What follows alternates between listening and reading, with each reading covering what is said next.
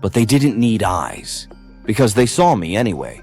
The static returned, drilling into my skull, filling my head with something more than just sound, thoughts that weren't mine.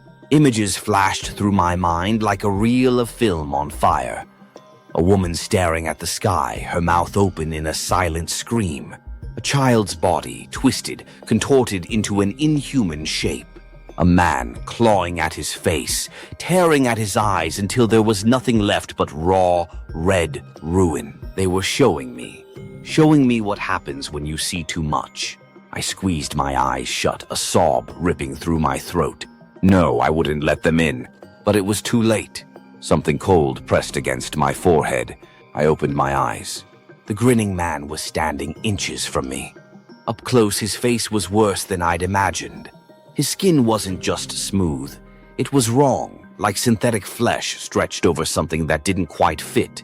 His grin was too wide, splitting his face nearly in half. But it was his eyes that shattered me. They weren't his. They were my uncle's. Still wet, still bleeding. Staring back at me, I screamed. But the moment the sound left my throat, everything changed. The clearing dissolved.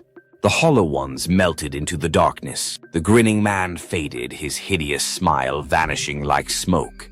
And suddenly, I was back in my uncle's house. Everything was normal. No broken walls. No static. No grinning man. For a moment, I thought it had been a nightmare.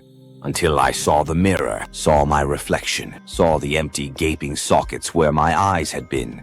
And behind me, he was still there. Still grinning. Still watching. Part 6, the last mistake. I refused to accept it.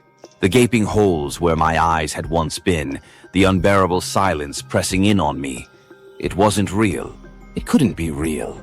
My hands shook as they hovered over my face, over the raw, wet absence where sight had once been.